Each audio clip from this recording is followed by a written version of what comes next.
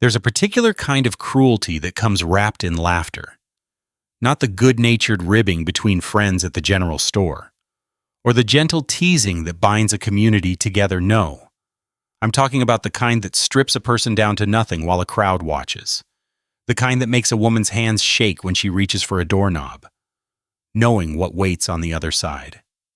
This is a story about Clara Hayes, a baker's daughter in Red Hollow who learned that sometimes salvation comes from the most unexpected places, and sometimes it wears dusty boots and says very little.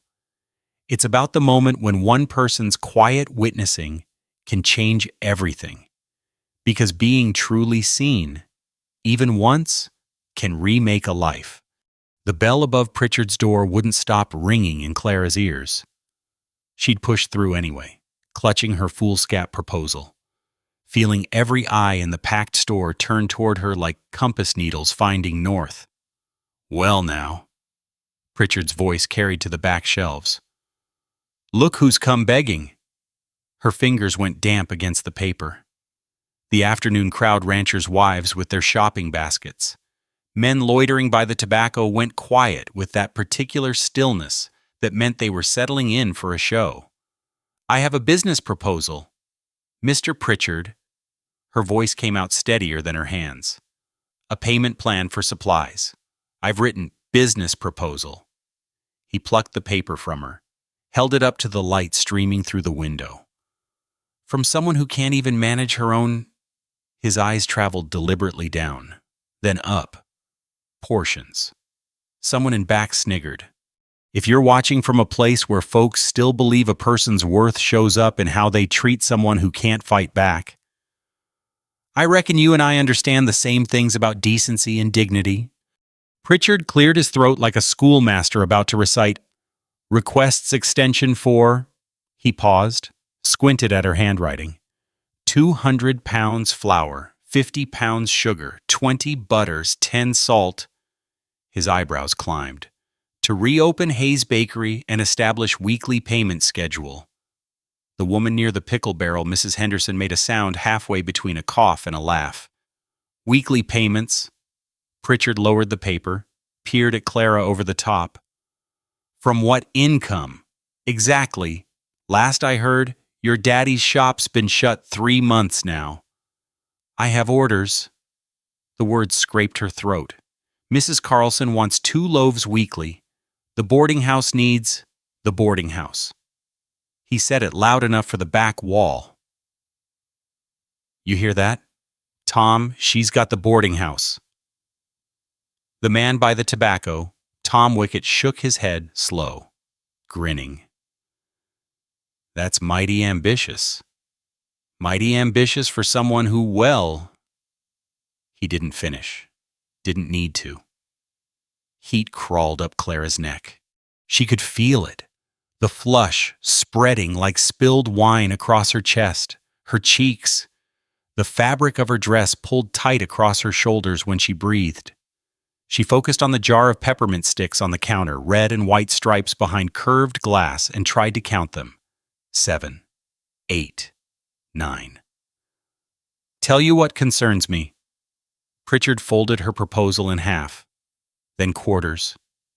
His thick fingers creased each fold with deliberate care. "Folks who can't manage their own appetites, asking me to trust them with credit." He tucked the paper into his vest pocket. "That's what concerns me." Someone laughed outright now. A woman's voice, high and sharp. Clara's hands fisted at her sides. Sweat gathered under her arms, at the small of her back. The room felt smaller, hotter. The smell of coffee and leather and unwashed wool pressed against her face. She turned toward the door. The bell jangled as it swung open. Sunlight cut across the floorboards in a long rectangle, and a man's silhouette filled the doorframe tall, shoulders blocking the afternoon glare. Boot heels struck wood as he stepped inside. The laughter stopped. Clara didn't recognize him at first, just a shape against the light, trail dust rising off his shoulders in visible motes. Then he moved past the window and the sun caught his face weathered. Maybe 40. Jaw dark with stubble. He wore a wool vest over a cotton shirt, sleeves rolled to the elbows, leather chaps still on, like he'd ridden straight here without stopping to clean up. He walked to the counter without looking at anyone. His spurs Mexican style. The rowels dulled from use made small clicks against the boards. Pritchard straightened. "Brannon." The man Brannon didn't answer. He reached into his vest pocket and pulled out a folded paper. Not Clara's proposal. Different paper. Blank except for a printed header. He unfolded it on the counter with deliberate care, smoothing the creases flat with one hand. "Need these added to my account." His voice was quiet. Not soft quiet the way a man talks when he doesn't need volume to be heard. "Bill to Brannon Ranch." He pulled a pencil from behind his ear, carpenter's pencil. Flat. The lead worn at an angle, and began writing. His hand moved slowly, forming clear letters across the page. Clara could see words taking shape. Provision agreement. Pritchard leaned forward, trying to read. "Now, Brannon, what exactly?" "Also need Miss Hayes's requirements added." Brannon kept writing. Didn't look up. 200 pounds flour, 50 sugar, 20 butter, 10 salt. He straightened, turned to Clara for the first time. His eyes were gray, the color of winter sky. "You, Clara Hayes." Her throat locked. She managed a nod. "Figured so. Saw you leaving bread at the boarding house last month. Landlady there shares it around sometimes." He turned back to the paper, added more lines. "Need a baker. Long term, 40 loaves weekly, 2 dozen biscuits, payment first of month." Clara's pulse hammered in her wrists. She couldn't seem to pull enough air. "Hold on." Pritchard's hand moved toward the paper. "This is between me and what's the total come to?" Brannon capped the pencil between his teeth while he dug in his pocket. "Her supplies plus mine." Pritchard's mouth worked. That's considerable expense." "I asked what it comes to." $63, maybe 65 with... Brannon pulled out a leather pouch, loosened the drawstring. Silver dollars spilled onto the counter. Morgan dollars, each one striking the wood with a clear ring. He counted aloud. 5, 10, 15, 20. Clara stared at the coins. Afternoon light caught the eagles stamped on their faces. 20 covers her supplies. Brannon pushed them toward Pritchard. "Bill my account for the rest." He slid the paper across the counter to Clara. "You'll sign." She looked down. The paper showed terms written in his plain hand: weekly deliveries, payment schedule, duration. At the bottom, his signature: Cole Brannon. The letters unhurried. Her hands shook when she picked up the pencil he offered. She'd signed her name 1,000 times. On her father's ledgers. On shop receipts. On the promissory notes at the bank. But this felt different. The pencil lead scratched against the paper fiber. Clara Hayes. The letters came out smaller than his. Cramped. "You'll need a delivery schedule." Her voice surprised her, steady, almost normal. "Tuesday's work for you." He took the paper back, folded it once.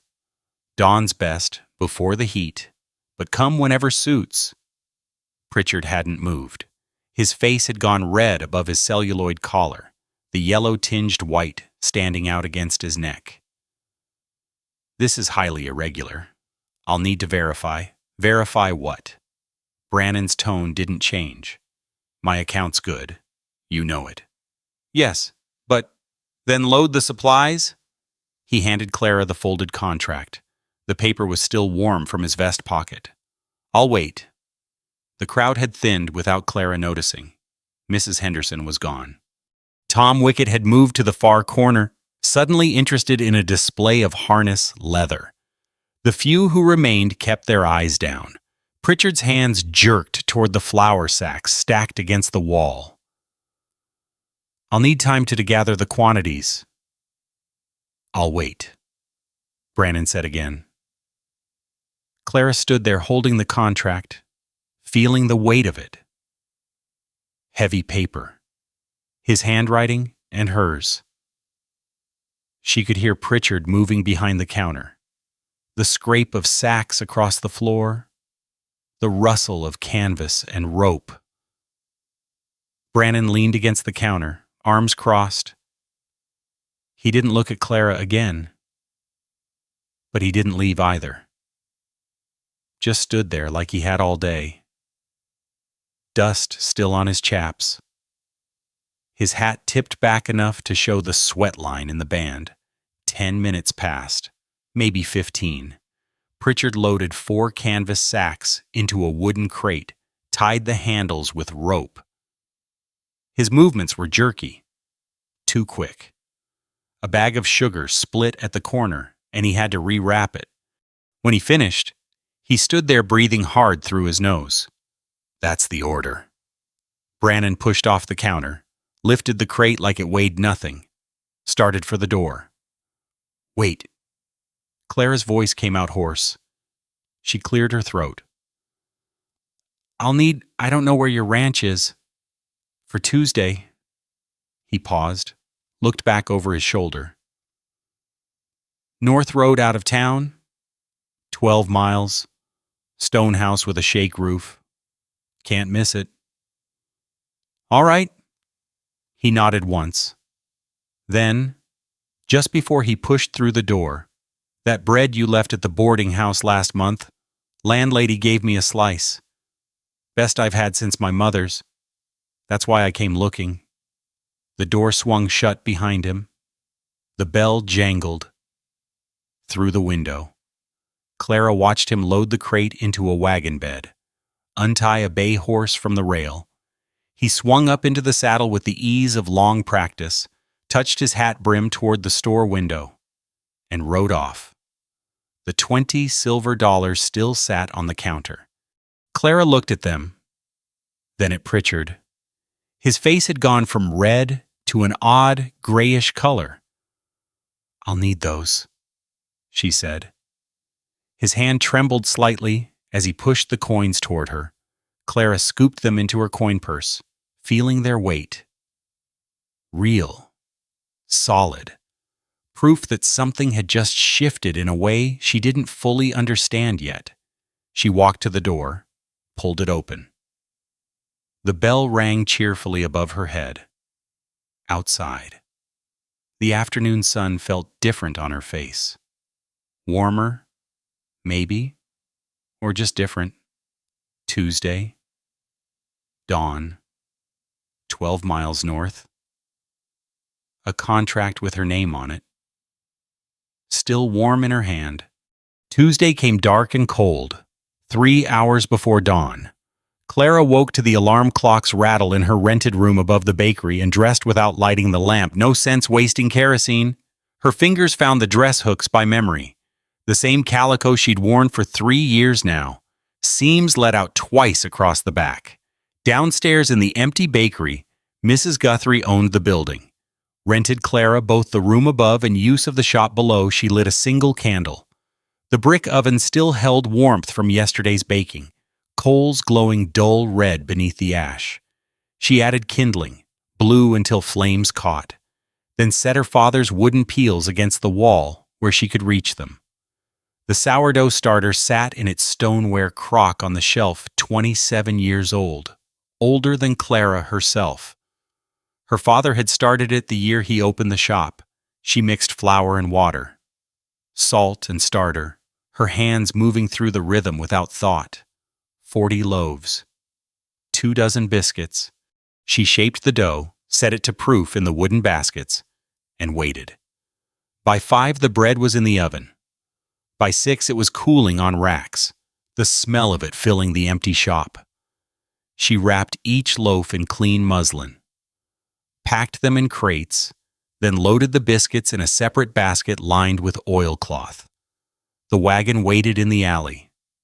Her roan mare Bessie, old and sway-backed but steady, stood hip-shot in the traces, ears flicking at flies. Clara loaded the crates one by one, her arms straining with the weight. The contract sat folded in her apron pocket. She'd read it 6 times since Saturday, looking for conditions she might have missed. But there were none. Just the terms Cole Brannon had written in his plain, unhurried hand. She climbed onto the wagon seat as the sun broke over the buildings, painting the storefronts orange. Main Street lay empty, except for a dog nosing through trash behind the butcher's. Clara clicked her tongue, and Bessie leaned into the traces. The road out of Red Hollow climbed steadily north. Within a mile, the buildings gave way to scrub grass and scattered juniper. Another mile and the landscape opened up red rock formations, rising from the plain like broken teeth. Mesas in the distance still purple with shadow. Meadowlarks called from fence posts, their songs carrying across the empty space. Clara had never been this far from town. The road narrowed to 2 ruts winding through sage and rabbit brush, following a dry creek bed that would run with snowmelt come spring.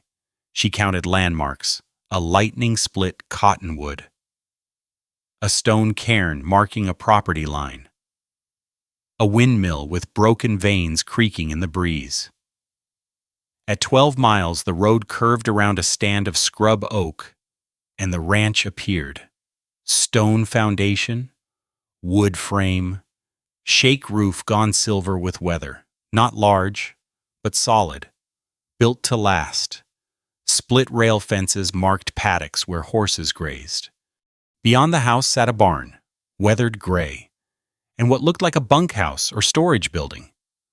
Smoke rose from the main house chimney. Clara pulled the wagon up to a hitching post near the barn. Her hands had cramped around the reins. A man emerged from the barn, older, maybe 60, wearing a faded serape and wide straw hat. His face was lined deep as cracked leather, eyes dark and watchful. He walked with the slight bow-legged gait of someone who'd spent a lifetime on horseback. "Buenos dias." He touched the brim of his hat. "You are Senora Hayes." Just Clara. She climbed down from the wagon seat, her legs stiff from the drive.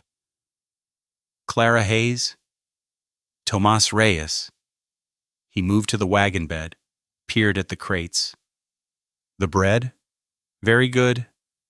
"Not Senora," Clara said. "Just Clara."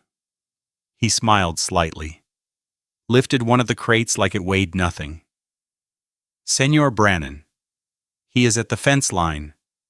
North pasture." He nodded toward a distant figure on horseback. "Too far to make out features?" "He say to put the bread in the kitchen." "I show you." She followed him to the house. The door stood open not for propriety, she realized, but because it was already warm despite the early hour. Inside, the kitchen ran the width of the building. Clean pine floors, whitewashed walls, a cast-iron stove against one wall.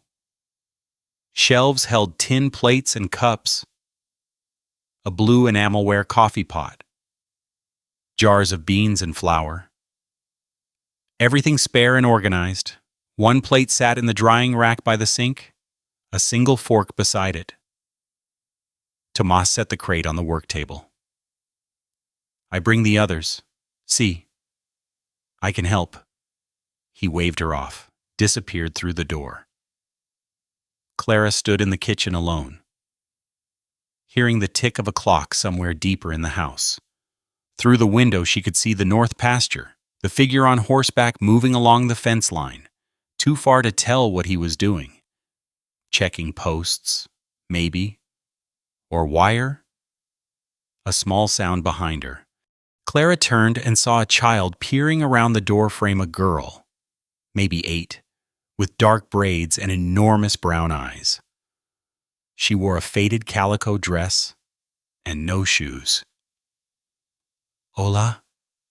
Clara said quietly. The girl didn't answer, just stared.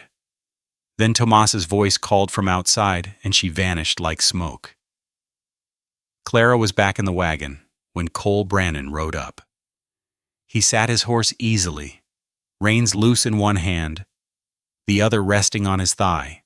Up close she could see details she'd missed in Pritchard's store, the scar cutting through his left eyebrow, the weathered creases at the corners of his eyes. He wore no vest today, just a collarless work shirt with the sleeves rolled up. A bandana knotted at his throat. Morning. He swung down from the saddle, moved to the wagon. Everything loaded all right? Yes? He nodded, seemed about to say something else, then stopped. The silence stretched. Clara gathered the reins. You have time for coffee? The question came out stiff, like he'd rehearsed it. Tomas just made a pot. She should say no. Should climb onto the wagon seat and drive back to town, but her throat was dry from the dusty road and the sun was climbing fast. All right. The kitchen was cooler with the door open wide. Cole poured coffee from the blue enamelware pot into 2 tin cups with no handles. The cups were old, dented, the tin showing through the enamel in places. He handed her one and she took it, feeling the heat seep through the metal into her palms. Too hot to drink yet. They sat at the rough-hewn table. Cole's chair faced the window.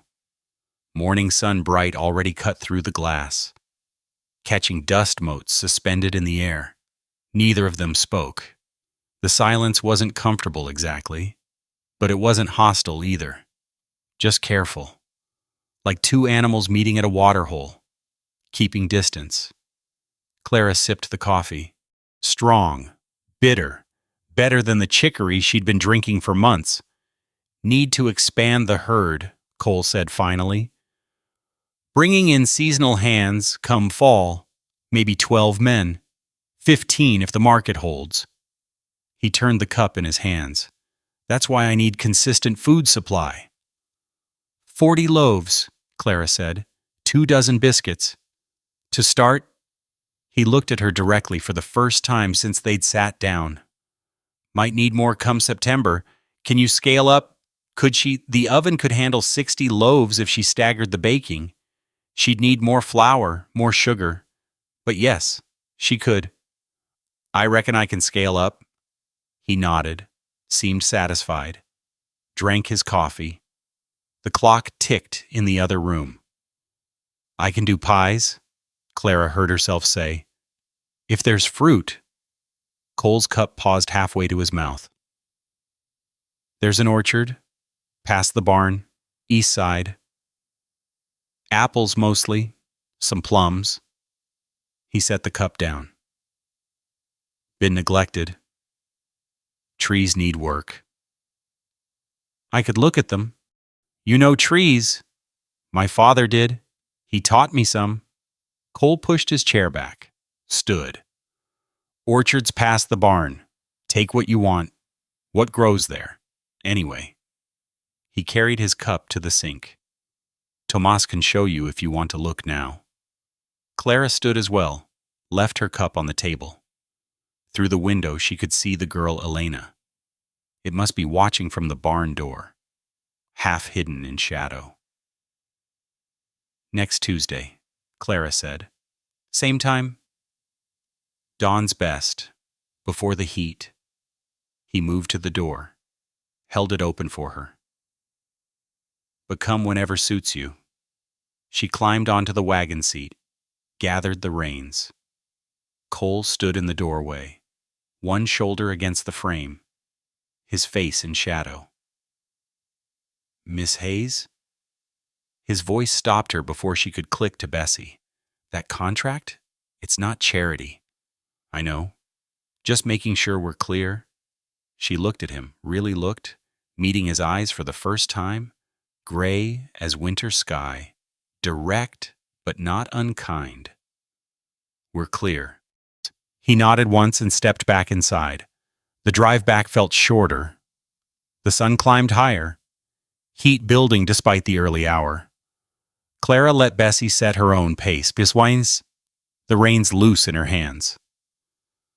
Her mind kept circling back to the kitchen, the spare cleanliness of it, the single plate in the drying rack.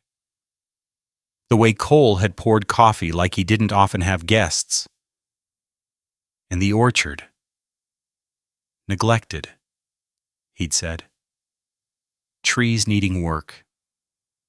She pulled up behind the bakery as noon bells rang from the church tower, unhitched Bessie, rubbed her down, poured water and grain, then climbed the stairs to her rented room above the empty shop. The contract sat on her small table where she'd left it that morning. Clara unfolded it, read it again. The terms hadn't changed. 40 loaves weekly, 2 dozen biscuits, payment first of month. She folded it carefully, tucked it into her mother's Bible for safekeeping, then lay down on the narrow bed without taking off her shoes, her eyes on the water-stained ceiling. Next Tuesday, 7 days. She counted them like prayer beads and wondered what neglected apple trees looked like when they still had fruit waiting to grow. The third Tuesday, Clara arrived before dawn broke. She'd timed it that way, loaded the wagon by lamplight in her room above the bakery, so she'd reach the ranch while the air still held night's coolness. The bread sat wrapped in the crates, steam still rising when she'd packed it. Cole's kitchen stood empty when she carried the first load inside. The coffee pot sat cold on the stove. Through the window, she could see lamplight in the barn, Tomas already at work. Probably. The horses would need feeding, stalls mucking. Ranch work started before the sun cared to rise. Clara set the crates on the work table and walked back outside. East. Past the barn. Cole had said, east side. She found the orchard beyond a split rail fence. Maybe 40 trees spread across 2 acres. Apple trees mostly. Their branches thick with early summer leaves. But even from the fence line, Clara could see the neglect unpruned limbs crossing each other. Suckers shooting up from the bases, deadwood still attached to main trunks. Several trees leaned at odd angles, their root systems compromised. She climbed the fence, her skirt catching on a rail. The grass grew knee-high between the rows, gone to seed. Grasshoppers exploded away from her boots with every step. The first tree she examined was an Arkansas black. Judging by the leaf shape and bark pattern, her father had kept 3 of them behind his shop years back, before the property changed hands. She ran her hand along a main branch, feeling for the telltale roughness of canker, found it 6 inches from the trunk a sunken area, bark splitting, weeping sap. "This branch is dead," she said aloud to no one. "See how the bark's split here." She moved to the next tree, wine sap. Probably.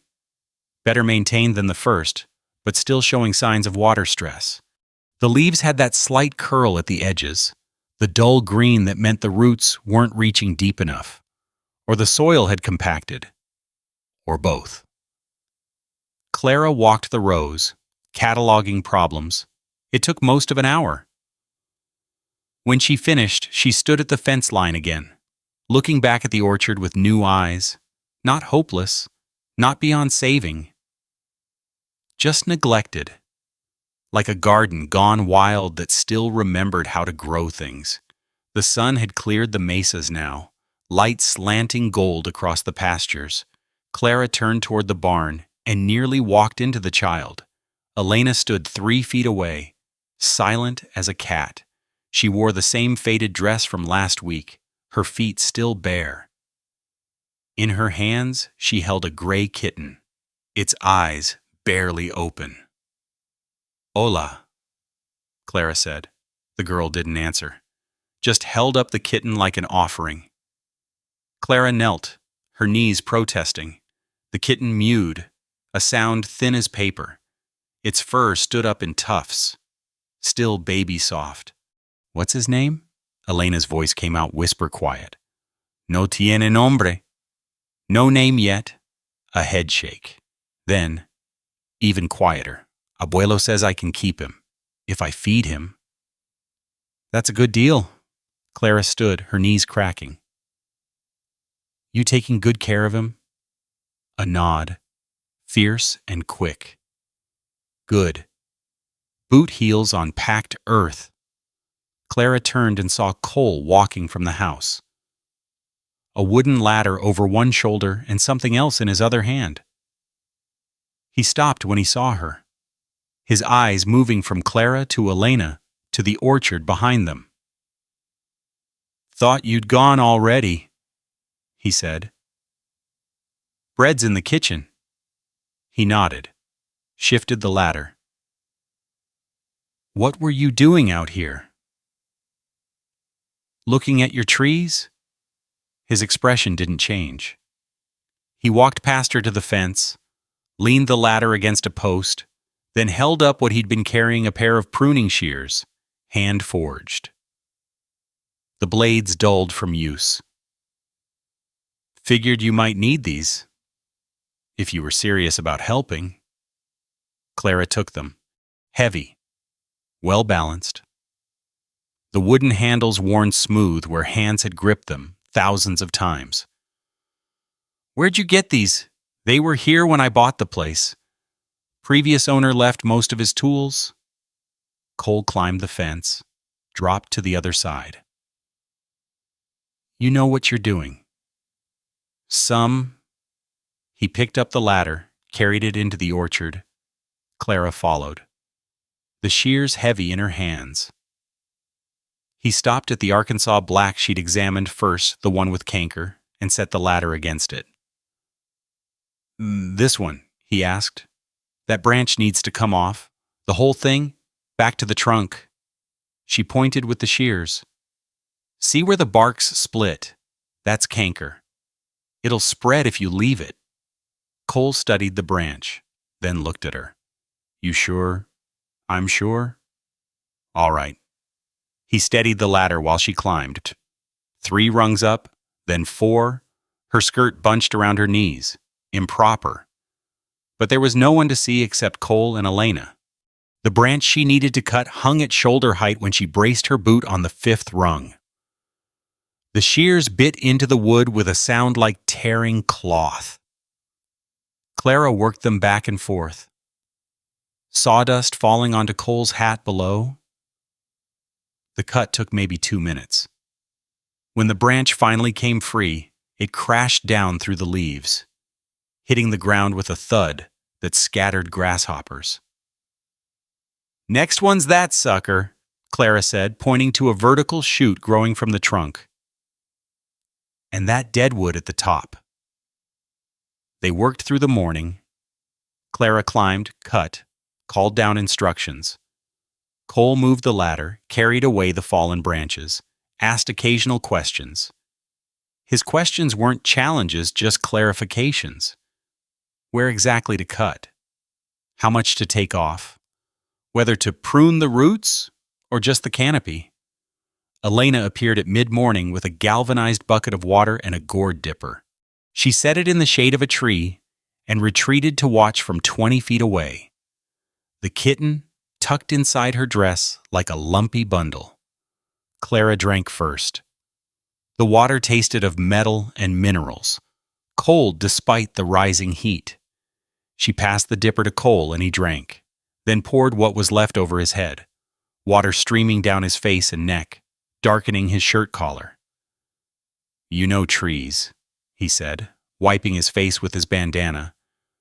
I know things that grow slow. Clara climbed back up the ladder, positioned the shears around another branch. Take patience, like baking. Like baking. They finished 4 trees by noon, when the heat became too thick to breathe. Cole called it, pulling the ladder down. Enough for today. Clara's arms shook from gripping the shears. Her hands had cramped into claws and wouldn't uncurl properly. Sweat soaked through her dress, sticking fabric to her back and shoulders. "Come on," Cole said. "Tomas made beans. You should eat before you drive back." The kitchen felt cool after the orchard heat. Tomas had left a pot on the stove, beans swimming in liquid, chunks of salt pork visible. A skillet of cornbread sat wrapped in a towel. Cole dished out portions onto tin plates, poured coffee from the blue pot. They ate at the table, the same one they'd sat at before. The beans were good thick, smoky, salted heavy. The cornbread was Clara's, from last week's delivery. Still fresh enough, just barely. "Your father taught you about trees?" Cole asked. "Some. Mostly about patience. Waiting for things to be ready." Clara soaked cornbread in bean liquid. Took a bite. "He kept an orchard behind the shop. 3 trees. Used the apples for pies. What happened to them? Bank took the property when he couldn't pay. Trees went with it." Cole nodded, chewed slowly. "My mother kept fruit trees, back in Missouri. She'd make preserves every fall, line them up on shelves in the root cellar. Used to think that was what wealth looked like, shelves full of glass jars." It was the first personal thing he'd said, the first glimpse past the careful distance he kept. Clara set down her spoon. "Why'd you come west?" "Same reason most do. Fresh start." He pushed beans around his plate. "Town ran me out 6 years back. Cattle theft charge. Rival rancher planted a stolen calf on my land. Sheriff believed him over me. Was cleared later, but damage was done. Couldn't stay after that." "Where'd you go?" "Here. Bought this place at auction. Previous owner couldn't make payments. Left in the night. Land was cheap because nobody wanted it too dry. Too far from town. House half falling." He drank coffee. "Built it back up. One season at a time." Clara understood that. Building back from nothing. Starting over with just your hands and whatever wouldn't quit inside you. "I know about damage that sticks," she said. Cole looked at her across the table. His gray eyes were direct but not unkind. "I reckon you do." They finished eating in silence. Elena appeared in the doorway, still carrying the kitten, and watched them with her enormous dark eyes. Cole gestured her in, and she came, shy as a fox, and stood beside his chair. He cut her a wedge of cornbread, handed it over. She took it and retreated to the doorway again. "She's Tomas's granddaughter," Cole said quietly. "Lives here with him. Her mother died birthing her. Father took off. Tomas is all she's got. She doesn't talk much. No. But she's warming up. Took her 3 months before she'd stay in the same room with me." Outside the window, the orchard shimmered in afternoon heat, the 4 prune trees standing cleaner than their neighbors. Clara calculated time how many Tuesdays it would take to work through all 40 trees. How many seasons to bring the whole orchard back to bearing. "I could help with the rest," she heard herself say. "The trees? If you want." Cole wiped his plate with the last of his cornbread. "What would you want in return?" "Some of the fruit, for pies, when it comes in." He nodded slowly, thinking it through. "That's fair. You do the work. You get a share of what grows." He stood, carried his plate to the sink. "You'd need to come more than Tuesdays, though. Trees won't wait on our schedule."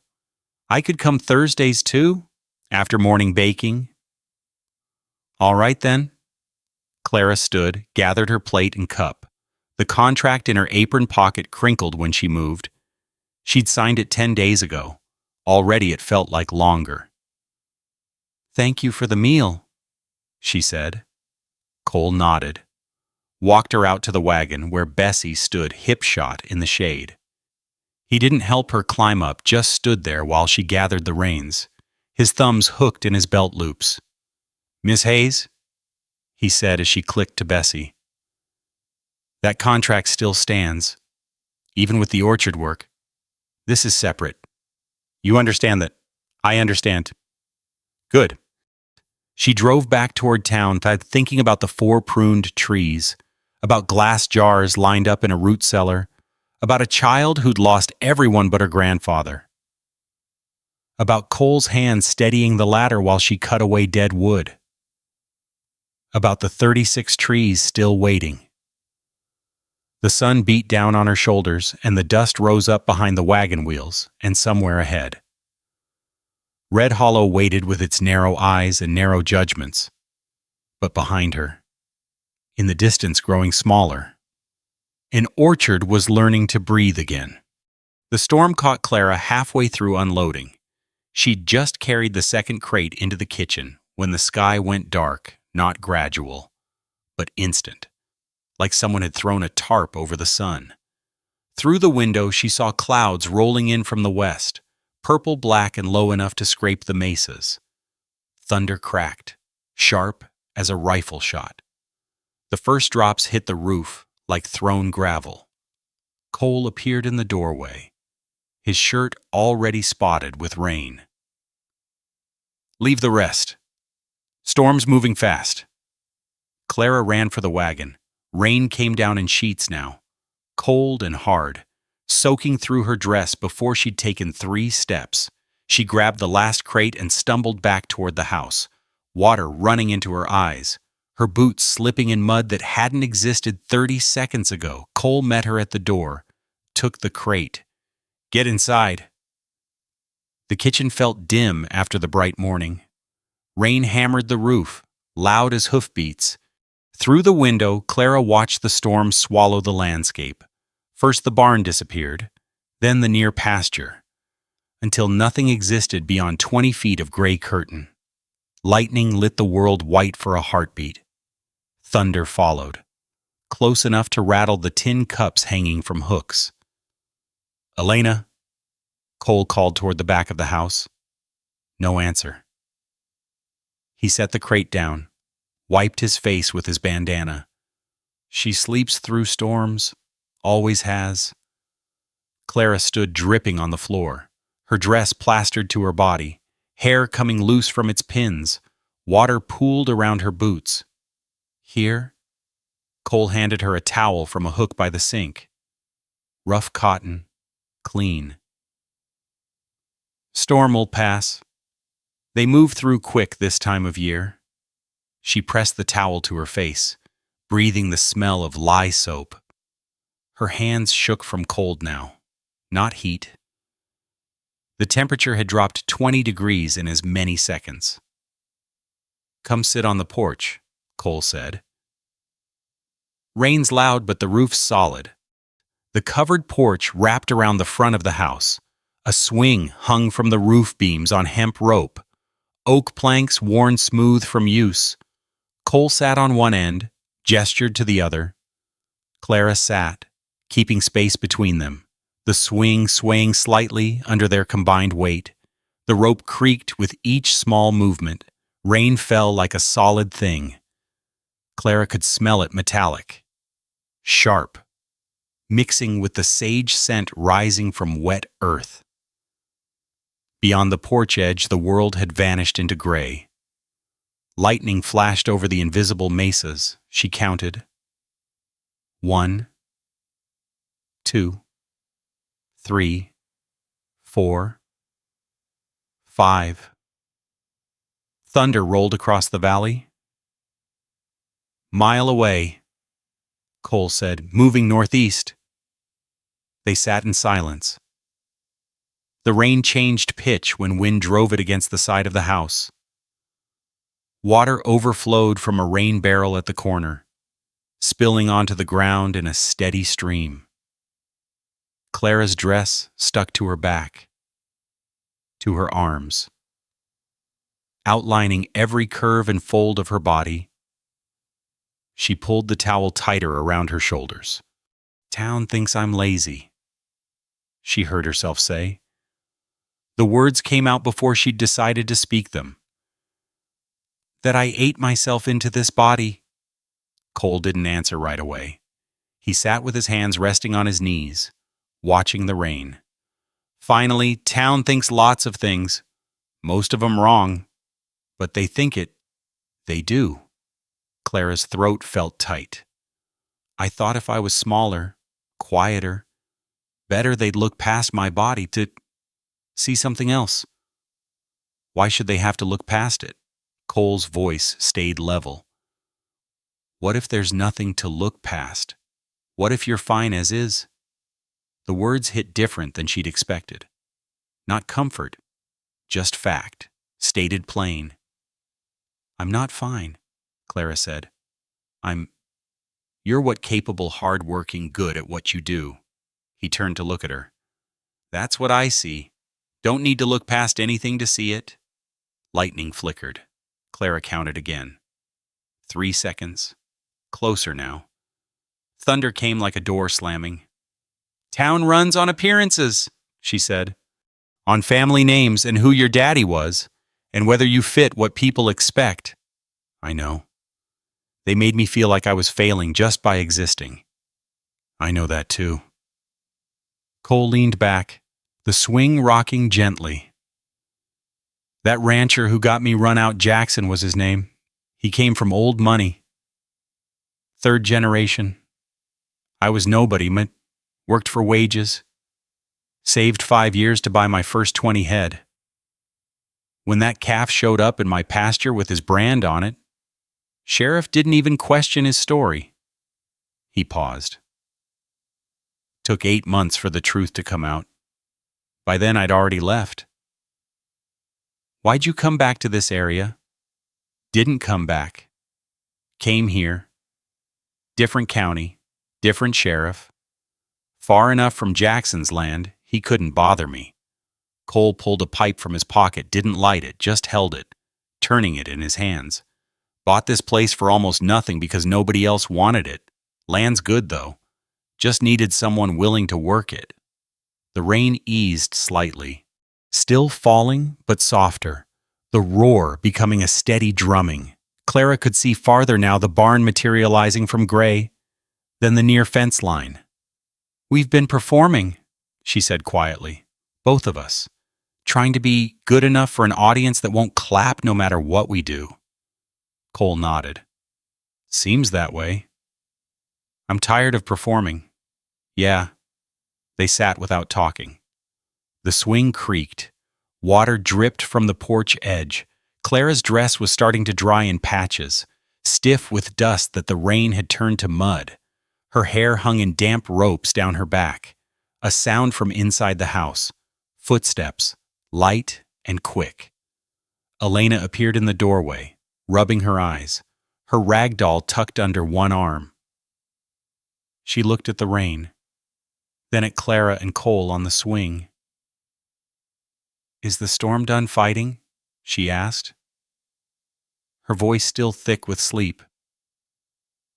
Almost, Cole said. Come here.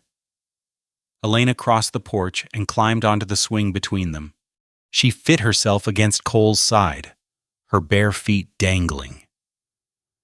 The kitten, no longer so small, now poked its head out from inside her dress, mewed once, then retreated.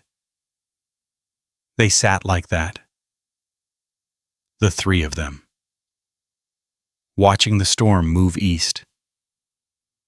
The rain stopped in fits and starts, heavy for a minute. Then light. Then heavy again. Finally, it quit altogether, leaving the world dripping and clean. Sunlight broke through the clouds in shafts, illuminating the valley in patches. Then both ends of a rainbow appeared, arcing from mesa to mesa. Colors so bright they hurt to look at. Dos arcoíris, Elena whispered. Clara stood, smoothed her dress. Her wagon waited in mud now. Bessie standing patient in her traces, water streaming off her back. I should go. Cole stood too, but didn't move toward the steps. Road'll be bad for a few hours. Mud'll set quick, though. Once the sun's out proper. I'll be careful. Elena slipped off the swing, went back inside with her doll and kitten. Through the window, Clara could see her settle on the floor, arranging the doll's arms. Clara? Cole's use of her first name stopped her at the top of the steps. You don't need Tuesday as excuse. Come when you want. She turned to look at him. He stood with his hands in his pockets, shoulders relaxed, the pipe still unlit between his teeth. The orchard work, she started. I don't mean the orchard. I mean come when you want. Clara's chest felt tight. The rainbow was fading now, colors bleeding back into ordinary sky. Mud sucked at her boots when she walked to the wagon. Bessie shook her head, jangling the traces. The drive back took twice as long, the wheels cutting deep ruts in softened earth. Clara had to get down 3 times to lead Bessie through bad patches where the wagon threatened to bog. Her dress was mud-caked to the knees by the time she reached town. She stabled Bessie in the alley behind the bakery, rubbed her down, poured extra grain, climbed the stairs to her room with legs that felt made of wood. Her landlady, Mrs. Guthrie, a thin woman with a thin mouth, stood in the hallway outside Clara's door. Miss Hayes? Her voice could have cut glass. A word. Clara's hand stilled on the door handle. I've received concerns, Mrs. Guthrie said, about your associations, the time you're spending out at the Brannan place. She folded her arms. This is a respectable house. I can't have talk. Talk about what? You know very well what. An unmarried woman, spending hours alone with a man of questionable reputation. I have a contract with Mr. Brannan. Clara's voice came out flat. I deliver baked goods. That's business. Every Tuesday, and now Thursdays too. I'm told. Mrs. Guthrie's mouth thinned further. Business that requires you to be gone all morning. Business that has you coming back mud-covered and... Her eyes traveled down Clara's ruined dress. Well, I work in his orchard. So you say? The hallway felt too narrow. Clara could smell cabbage cooking somewhere below, the smell rising through the floorboards. Is there something you want to tell me, Mrs. Guthrie? The older woman drew herself up. I want you to know that I've spoken with the town council about the character of my tenants. They've suggested it might be best if you found other accommodations. Are you evicting me? I'm suggesting a change would be in everyone's best interest. I'm prepared to give you 2 weeks' notice. That's more than fair. Clara's hand tightened on the door handle. I've paid through the month, and you'll have your money back. Prorated. Mrs. Guthrie turned toward the stairs. 2 weeks, Miss Hayes. I'll have the paperwork drawn up. Her footsteps receded down the stairs. A door closed below. Clara stood in the hallway alone, her dress dripping mud onto the bare boards, her mind completely empty. 2 weeks. She pushed into her room, closed the door, leaned against it. Through the window, she could see Main Street, the church steeple, the bank, Pritchard's store, the whole town laid out like evidence. Her father's proving basket sat stacked in the corner. The contract lay folded in her Bible on the nightstand. $20 silver, the first month's payment from Cole, hidden in a sock in her trunk. Clara walked to the window, pressed her forehead against the glass. It was still warm from the afternoon sun. The storm already forgotten. 2 weeks to find a room in a town that had already decided what she was worth. She thought about the porch swing, about sitting in the rain with Cole while the world disappeared into gray, about Elena's small weight between them on the swing, her whispered, "Dos arcoiris," about Cole's voice, "You don't need Tuesday as excuse." Clara's breath fogged the glass. Outside. Someone walked past on the boardwalk, a woman in a good dress, probably heading to the church social. She didn't look up at Clara's window. Nobody ever looked up. Clara woke to the eviction notice lying on her nightstand where she'd left it. The paper looked ordinary in morning light, just ink and signature. Nothing more. She dressed in the dark, went downstairs to the bakery below her rented room to bake. Her hands knew the work. Mix, knead, shape, proof. 40 loaves for Tuesday delivery. But when she reached for the flour bin, she found it nearly empty. Maybe 20 pounds left? Not enough. She counted coins from the sock in her trunk. Enough for supplies. Barely. Pritchard's store opened at 7. Clara waited on the boardwalk, watching him unlock the door. Flip the sign. 3 other customers waited, 2 women she recognized from church. They entered ahead of her without acknowledgement. Inside, Pritchard was measuring nails for Mrs. Henderson. He looked up when Clara approached the counter, his eyes sliding past her to check if anyone else stood behind. "I need flour," Clara said. 50 pounds. And 20 sugar. He finished with Mrs. Henderson first, taking his time. When he finally turned to Clara, his mouth was set in a thin line. "Can't do credit anymore. I have cash." "Still can't do it." Clara's fingers tightened on her coin purse. "You sold me supplies 2 weeks ago." "Circumstances change." He crossed his arms. "Inventory's low. Need to reserve stock for regular customers." "I am a regular customer." "Are you?" He glanced at the women browsing calico bolts. "Heard you're getting most of your supplies out at Brannon's place now. Heard you're out there every week. Maybe he can sell you flour." Heat climbed Clara's neck. "The contract?" "I know about the contract. Whole town knows." Pritchard leaned forward. "Also know you're spending considerable time out there, alone, with a man of questionable character." He straightened. "I run a respectable establishment.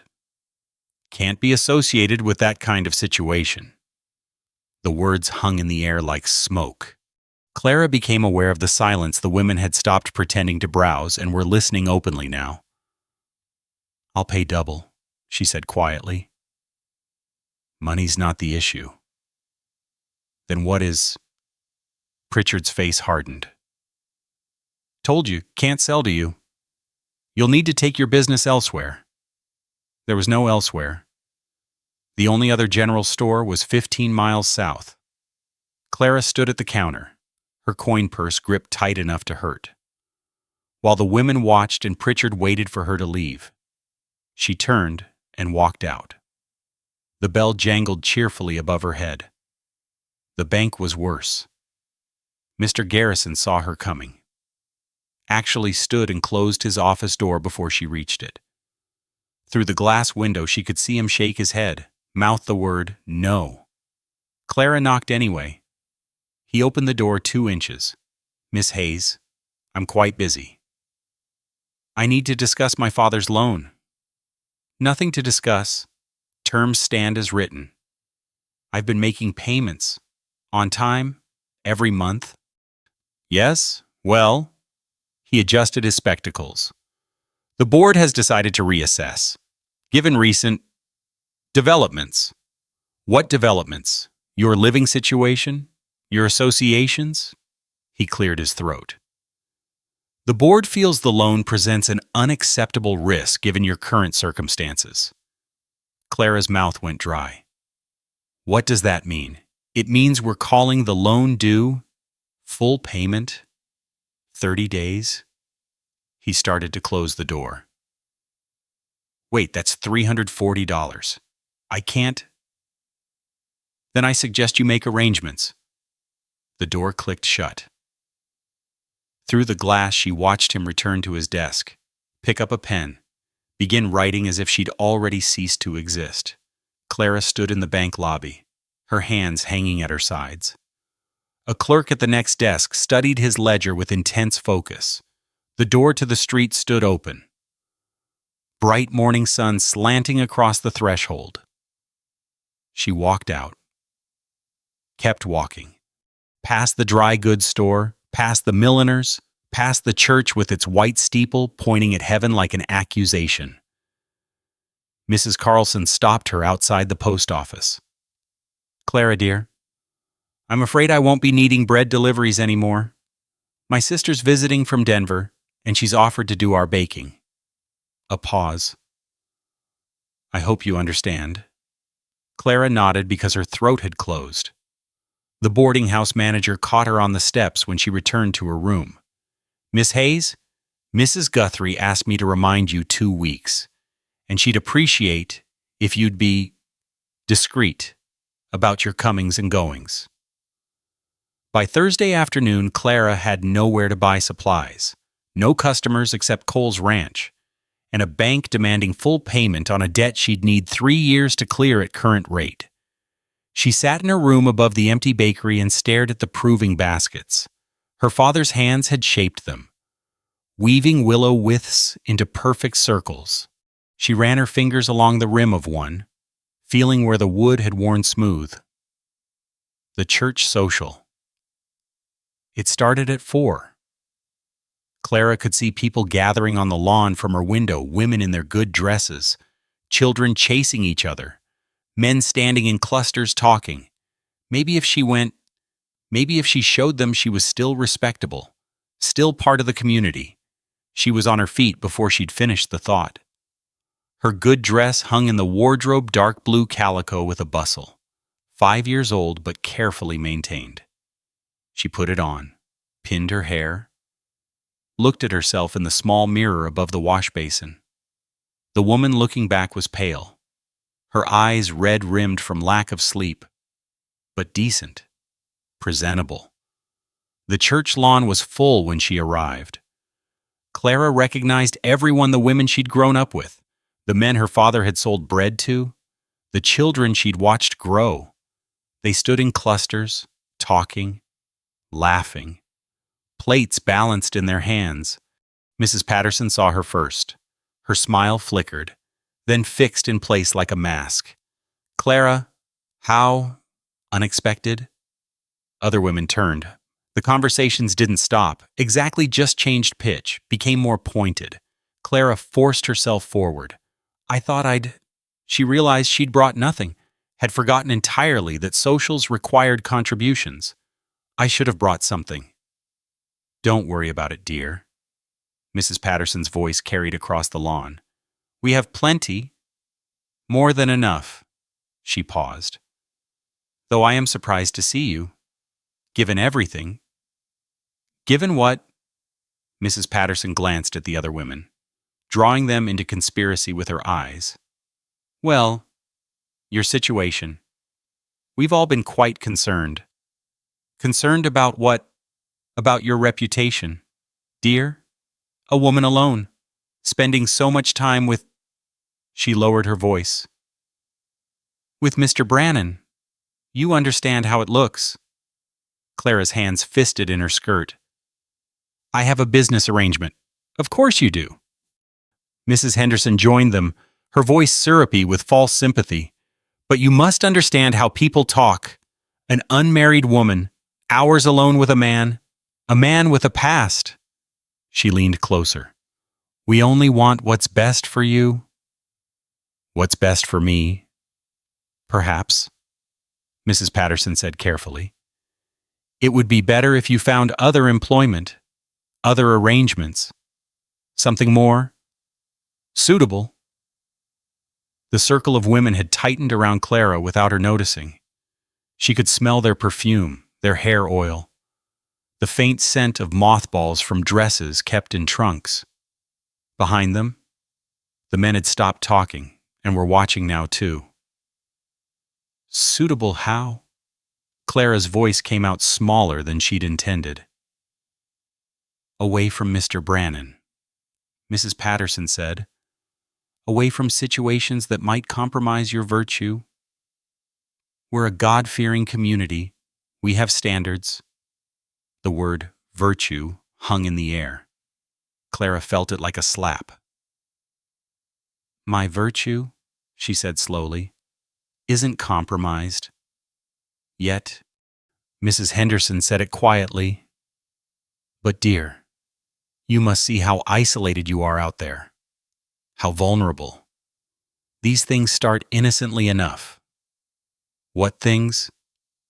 The women exchanged glances. Mrs. Patterson laid a hand on Clara's arm, her grip gentle but firm. "We're not judging you. We're trying to help. Before it's too late. Before you do something you can't take back." Clara pulled her arm free. The motion was harder than it should have been. Mrs. Patterson's fingers had tightened, holding on. When Clara jerked away, the older woman stumbled slightly, and her face hardened. "I see," Mrs. Patterson said. Her voice had lost its sympathetic coating. "You've already made your choice." "I haven't." "You've aligned yourself with a man of questionable morals. You've rejected the counsel of your community. You've allowed yourself to become—" She paused, looking Clara up and down with deliberate slowness. "Well, we can all see what you've allowed yourself to become." The meaning behind the words was clear. Clara felt it in her stomach, in her throat, in the sudden heat flooding her face. "I bake bread," she said. Her voice shook. "That's all. I bake bread and deliver it." "Of course you do, dear."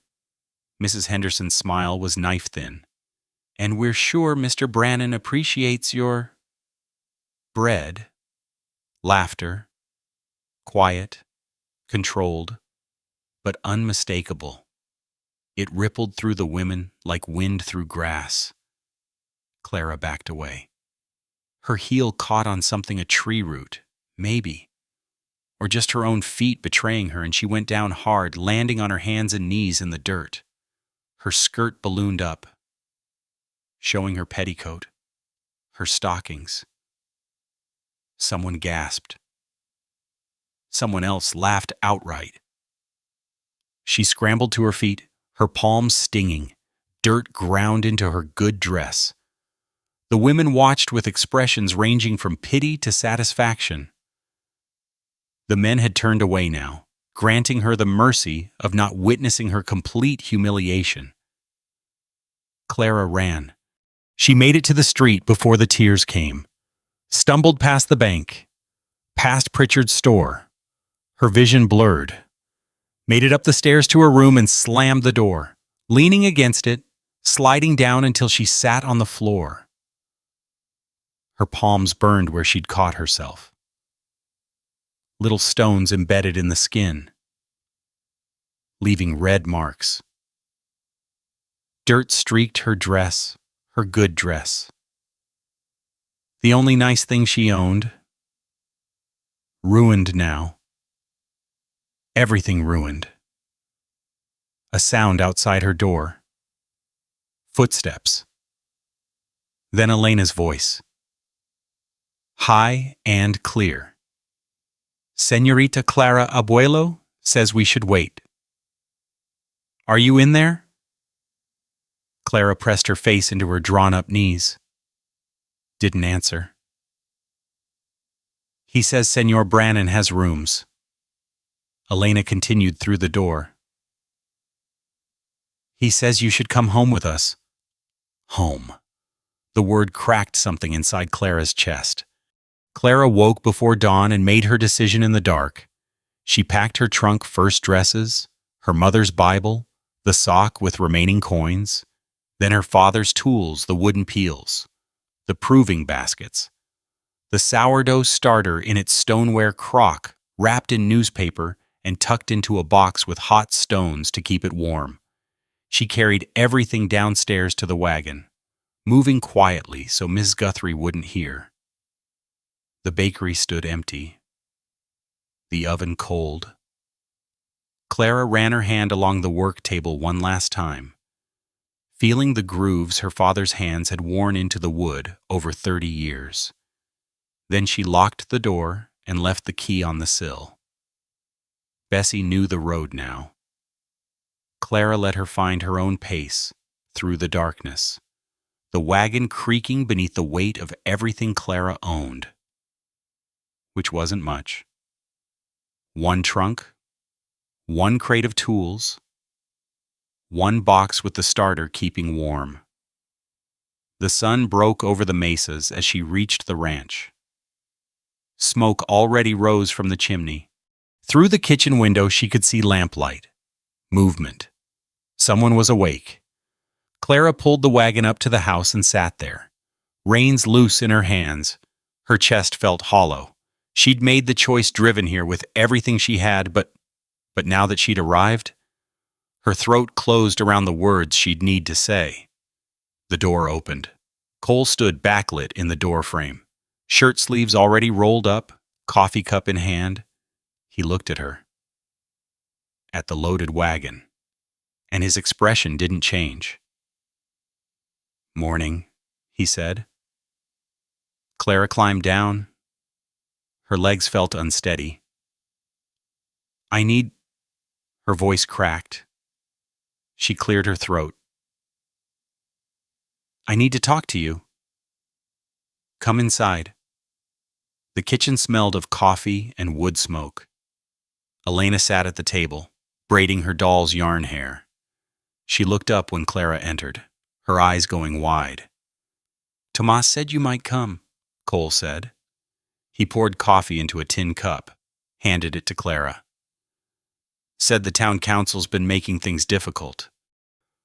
Clara wrapped both hands around the cup. The heat seeped through the metal, burning her palms slightly. "They evicted me, called my father's loan due. Pritchard won't sell me supplies." She stared at the coffee. "I have nowhere else to go." "I know." She looked up.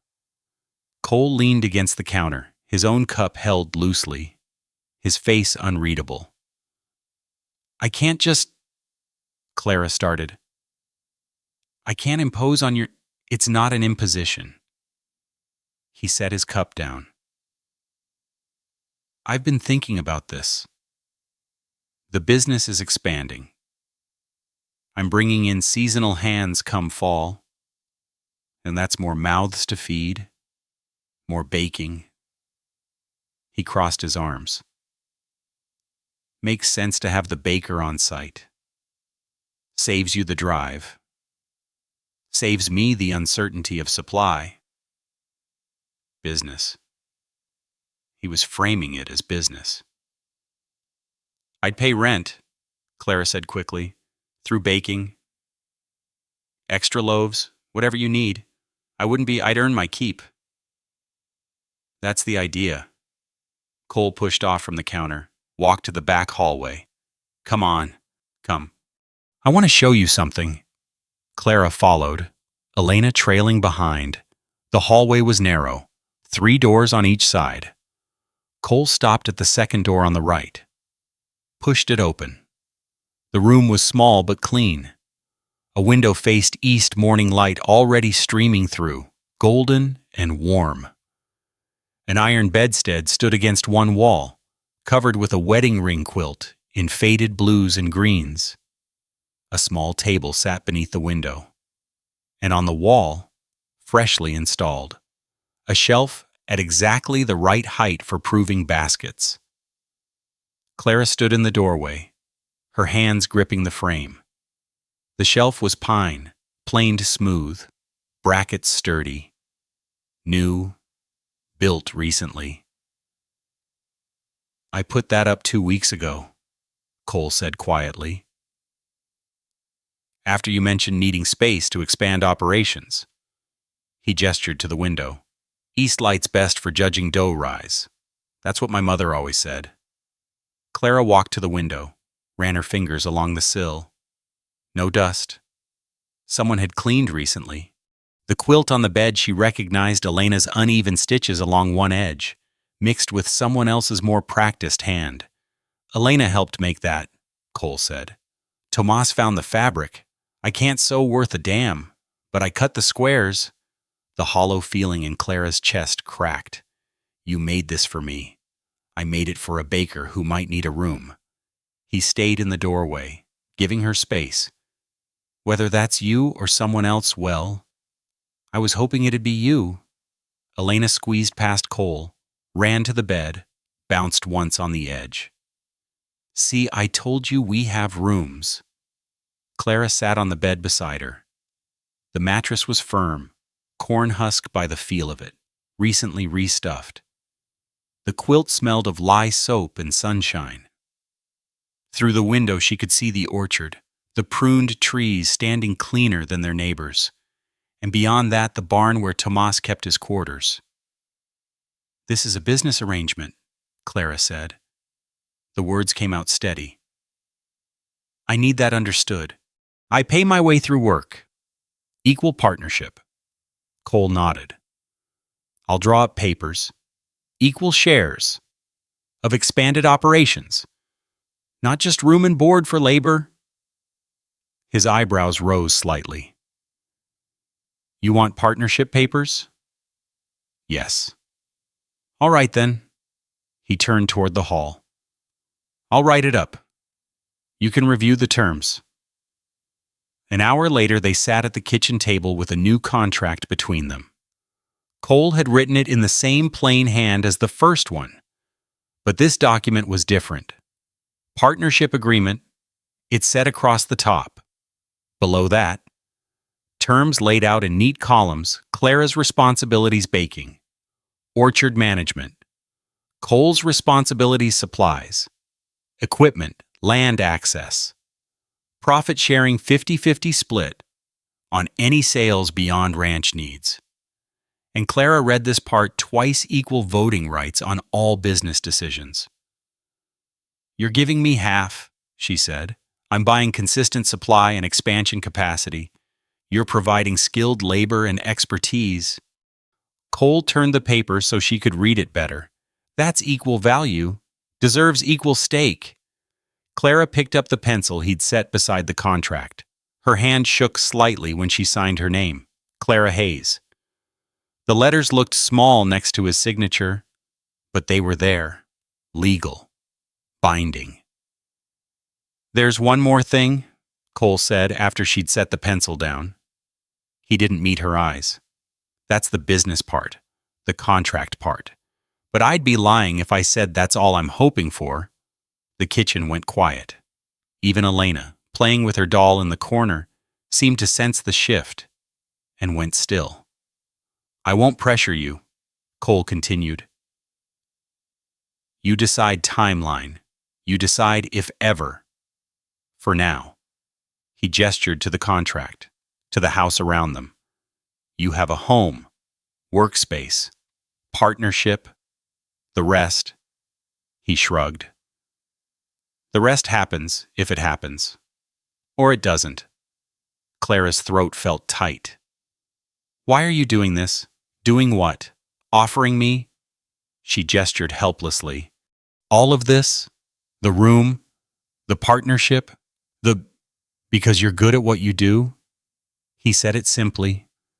Because I need what you're good at. Because... He stopped, seemed to reconsider his words. Because I know what it's like to be run out of town for things that aren't your fault. And I figure if we're both already outcasts, might as well be outcasts who help each other. It wasn't a declaration. Wasn't romance. Just practicality wrapped around something that might, someday, become more, if they let it. All right, Clara said. Cole looked at her. All right, you'll stay. Or all right, you'll think about it. All right, I'll stay. Elena let out a whoop, dropped her doll, ran to Clara and threw her arms around her waist. You're staying. You're staying.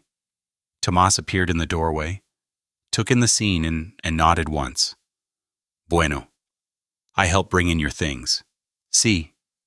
They unloaded the wagon together. Clara, Cole, Tomas, even Elena carrying the lighter items. Her trunk went into the room with the east window. Her father's tools lined up on the shelf Cole had built. The sourdough starter found a home on the kitchen counter, warm from the stove, exactly where it needed to be.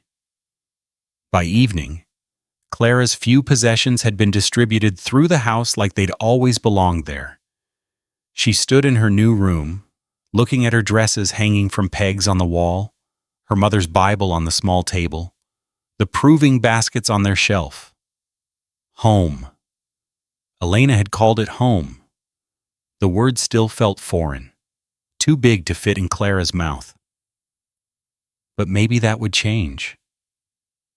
Maybe home was something you grew into, like a dress let out at the seams until it finally fit right. A knock on her door frame. Cole stood there, hat in hand. Tomas is making supper. You should eat. I should bake, Clara said. Get started on tomorrow's order. Tonight you rest. She followed him to the kitchen. Tomas had made beans again, and cornbread from Clara's last delivery. They ate at the table, the four of them now, not three. Elena chattered about the orchard, about which trees needed pruning next, about the kitten who could now climb all the way to the barn rafters. Cole listened, making occasional comments. Tomas ate quietly, watching Clara with dark eyes that saw too much. After supper, Clara washed dishes while Cole dried. Their hands bumped once, reaching for the same plate, and they both pulled back. The kitchen felt smaller with two people working in it. Warmer. You can use the stove in the morning, Cole said, stacking the dry plate. Whatever time you need. I'm usually up before dawn anyway. I start at 3. Then I'll have coffee ready at 3. Elena appeared with her doll, settled on the floor near the stove where the warmth lingered. The kitten grown now into a gangly young cat wound around her ankles, purring. Clara dried her hands on a towel, looked around the kitchen, Cole reading the previous week's newspaper at the table, his chair tipped back on 2 legs. Elena playing with soft sounds, absorbed in her child's world. Tomas visible through the window, checking the horses one last time before full dark, lamplight pooling on the work surfaces, making shadows in the corners. Domestic. Real. Not performance. Not trying to fit into someone else's idea of what her life should look like. Just life. Plain and present. I'll start baking before dawn, Clara said. For the regular order? Then I thought I'd work on the orchard after. Cole lowered his paper. We're partners now. You don't have to ask permission. I'm not asking permission. I'm telling you my plan. His mouth twitched, not quite a smile, but close. Good. Clara went to her room as the last light faded from the sky. She closed the door, lit the oil lamp on the table, and sat on the bed with the wedding ring quilt. The fabric was soft under her hands, Elena's crooked stitches visible where the lamplight caught them. Through the window she could see stars emerging, thousands of them, more than she'd ever seen from town where lamplight washed them out. The orchard stood dark against darker sky. Beyond that, the mesas were just suggestions of shape against the horizon. Clara lay down without undressing. Too tired to bother. The mattress held her weight without complaint. The pillow smelled of sunshine and fresh air. She should feel grateful. She should feel relieved. She should feel something. Instead, she felt suspended, waiting, like the moment between lightning and thunder. When you know the sound is coming but haven't heard it yet. Home, Elena had said. But Clara had left everything behind to get here. Her father's shop, the town where she'd been born, the only life she'd ever known. What if this was just another kind of cage? Prettier bars, maybe. But still, a sound outside her door. Footsteps, then Elena's voice. Soft, "Señorita Clara, are you awake?" Clara sat up. "Yes." "Can I come in?" "Yes." The door opened. Elena stood there in her nightdress, bare feet pale against dark floorboards, the cat cradled in her arms. "I just wanted to make sure you're really here, that you didn't leave. I'm really here? Promise." The word caught in Clara's throat, but she said it anyway, promise. Elena smiled, the first full smile Clara had seen from her, and disappeared back down the hall. Clara lay back down, staring at the ceiling. Outside, an owl called. Closer. She could hear the house settling, boards creaking as the day's heat left them. And beneath that, barely audible, the sound of someone coal, probably moving around in another room. She closed her eyes and listened to the silence that wasn't silent at all, just full of small sounds that meant home. That meant safety. That meant she'd found the place where her father's sourdough starter could keep growing, where her hands could keep working, where she could keep building something that would last. But what exactly had she agreed to? 3 months changed things. The orchard first. By late September, the trees hung heavy, branches bowing under the weight of fruit. Arkansas black apples, dark red, almost purple, and wine saps going from green to crimson. The plum trees had already been picked, their fruit turned into preserves that lined the pantry shelves in neat rows. Clara stood in the kitchen before dawn, teaching Elena to braid bread dough. The girl's small hands struggled with the technique over, under, tuck, but she was learning. "Like hair," Clara said, guiding Elena's fingers. "Same pattern. But dough is sticky. Use more flour on your hands." Elena dipped her palms in the flour bin. "Tried again." This time the braid held its shape. She looked up, her face bright in the lamplight. "I did it." "You did?" Outside, Cole and Tomas were already at work in the orchard.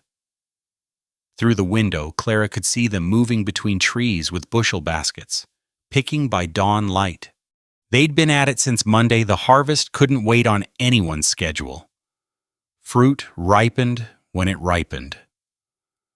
Clara slid 4 loaves into the oven, closed the iron door. The heat hit her face, familiar and welcome. 60 loaves this week. The ranch hands had arrived in August, 14 men sleeping in the expanded bunkhouse, working cattle from dawn to dusk. Every one of them needed feeding. The baking operation had tripled. Clara had hired 2 girls from a neighboring ranch to help, not from Red Hollow, but from the Carlisle spread 15 miles south. They came Mondays and Thursdays, learned quick, asked few questions. The wages came from the partnership account, split 50-50 as the contract specified. By mid-morning, Clara had finished the day's baking and moved to the pantry. Preserves. She'd been making them all week: plum jam, apple butter, pickled apples in vinegar and spice. The copper kettle sat on the stove, steam rising as she stirred. The smell of sugar and fruit and cinnamon filled the kitchen, thick enough to taste. Elena appeared with a basket of windfall apples. "Abuelo says these are too bruised to sell, but good for cooking." "Set them there." Clara nodded toward the work table. We'll make butter with them tomorrow. The girl set the basket down carefully, then lingered. Señorita Clara. Just Clara. Clara? Elena tried the name without the title. Testing it. Are you happy here? The question was so direct it stopped Clara's stirring. She looked at Elena, 8 years old, her face serious, waiting for a real answer. Yes, Clara said, and realized it was true. Good. Elena picked up her doll from the corner. Because I want you to stay forever. Forever. The word hung in the kitchen's warm air. Clara returned to stirring. The preserves were almost ready, she could tell by how the liquid coated the spoon, by the way it sheeted off instead of dripping. She ladled the jam into glass jars, sealed them with wax, labeled each one with the date. 24 jars.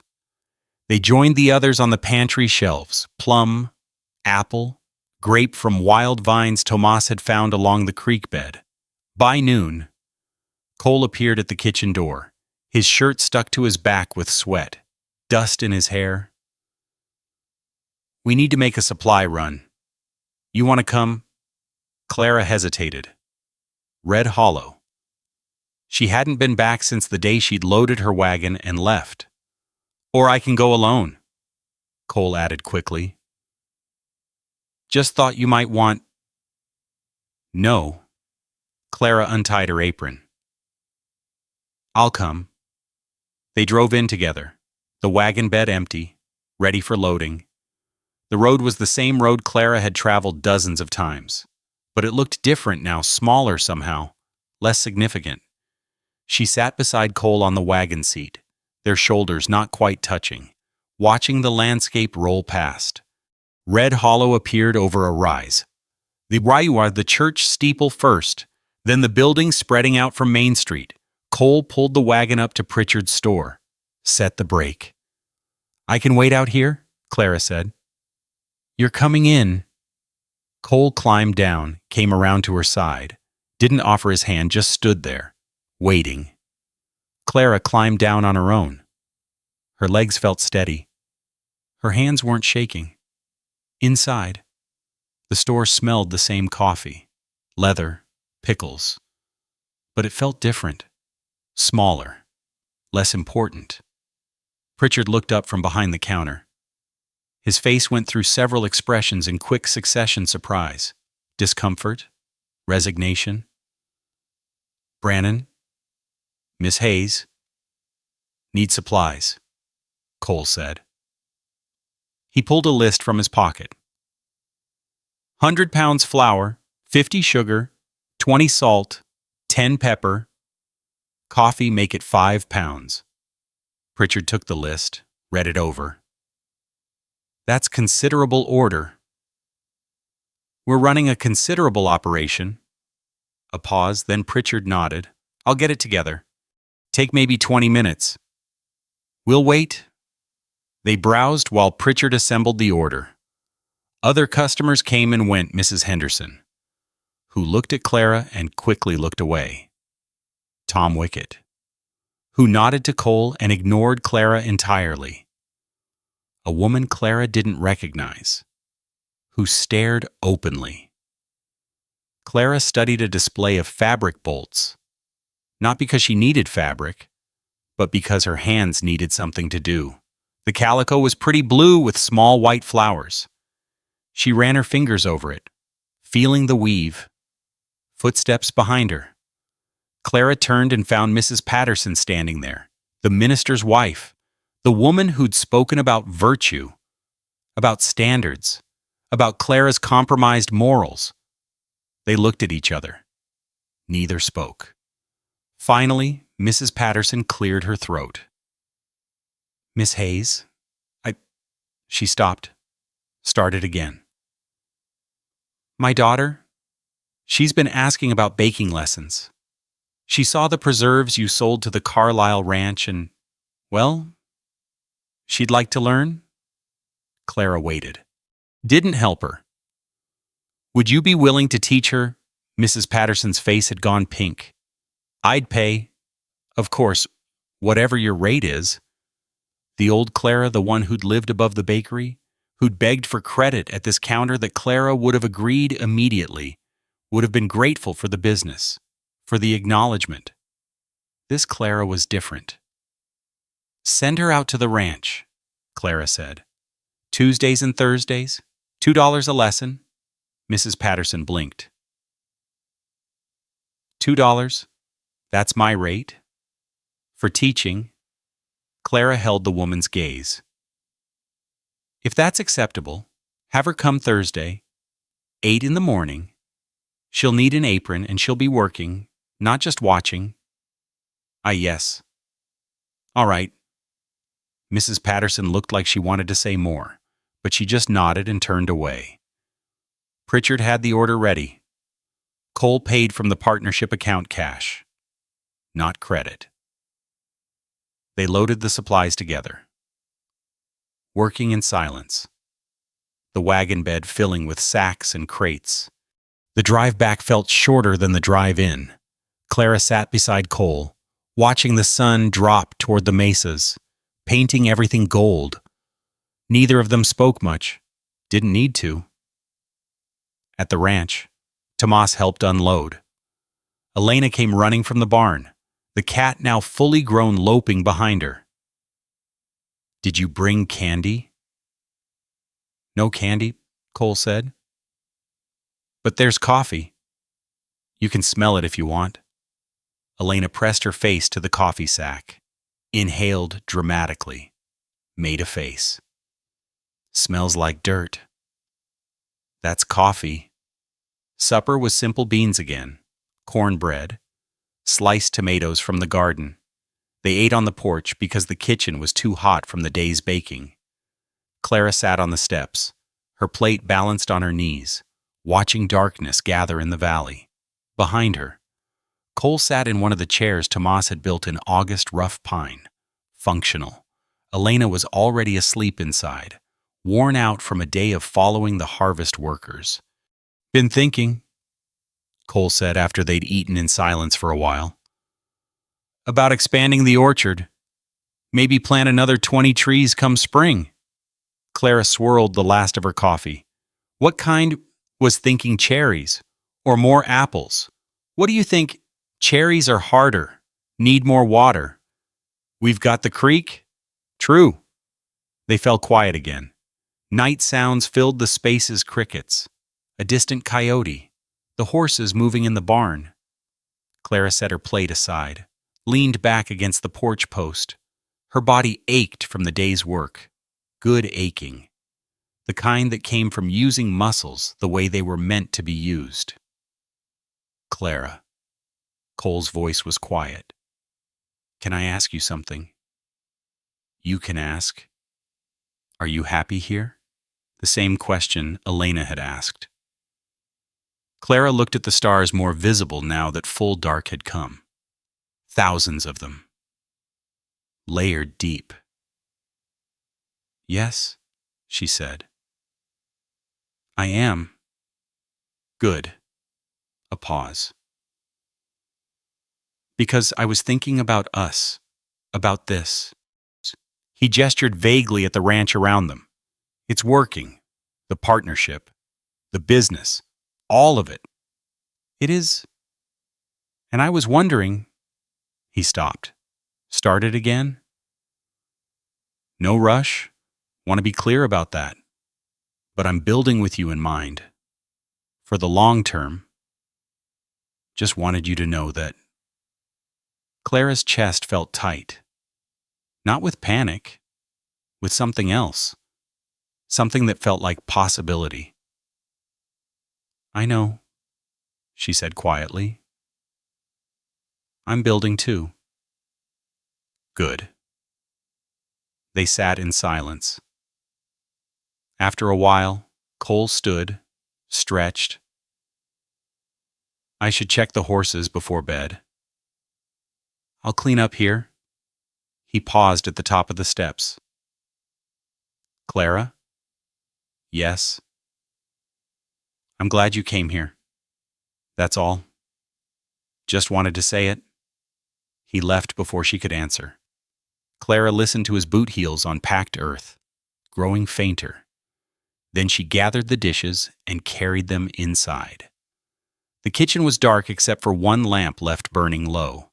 The preserves lined the pantry shelves, glass catching lamplight, glowing amber and purple and deep red. The partnership ledger lay open on the table. Clara had been updating the accounts before supper. The columns were neat, balanced. Income exceeding expenses by comfortable margins. Not wealth, just stability, security. A future written in margins too narrow for the old Clara to have imagined. She closed the ledger, carried it to the shelf Cole had built for business papers. Then she walked to her room. Not a rented room, not temporary, just hers, and stood at the window looking out at the orchard. The trees stood dark against darker sky. In spring they'd bloom white. In summer the fruit would set. In fall they'd harvest again. The cycle would repeat, year after year, building on what came before, behind her. The house settled into night. Tomas's soft snoring from his room near the barn. Elena's lighter breathing from the room next to Clara's. And somewhere deeper in the house, Cole moving around, getting ready for bed, for another day that would start before dawn. Clara undressed slowly, pulled on her nightgown, climbed into bed. The quilt Elena's crooked stitches visible even in lamplight settled over her like familiar hands. Through the wall, she could hear the house breathing, living, real. Not performance, not pretending, just life. Plain and present and hers. She closed her eyes and listened to the silence that wasn't silent at all, just full of small sounds that meant home. That meant safety. That meant she'd found the place where her father's sourdough starter could keep growing, where her hands could keep working, where she could keep building something that would last. Tomorrow she'd wake at 3, would bake 60 loaves, would teach Elena more about braiding dough, would work on preserves, would maybe start planning where those cherry trees should go. Tomorrow, and the day after, and all the days that followed, building, always building. Outside her window, the stars turned slowly overhead. The mesas stood watch, and in the orchard, 40 trees breathed through the darkness, their branches heavy with fruit that would feed people through winter, their roots going deeper every season, holding fast to earth that finally felt like ground worth standing on. Sometimes the weight of being judged settles in places we didn't know could hold weight. In the chest, maybe. Or in the way our hands hesitate before reaching for a door handle, already knowing what waits on the other side. Clara carried that weight, not the weight of her body, but the heavier one of being seen only as that body. Never as the hands that kneaded dough at 3 a.m, or the mind that understood how patience grows things slow. Many of us know what it is to perform for audiences who won't applaud no matter what we do. To be good enough, quiet enough, small enough, hoping that if we just get the formula right, we'll finally be allowed to exist without explanation. Some of us have stood in rooms where the laughter felt like weather, something we couldn't control but had to endure anyway. This story doesn't resolve that. Clara found ground to stand on. But the town that pushed her away is still there. The judgments don't disappear just because she drove away from them. And that's all right. Not everything needs to be resolved. Some things we just carry differently. Thank you for staying with this. For lending your attention to something tender and unfinished, the way life often is.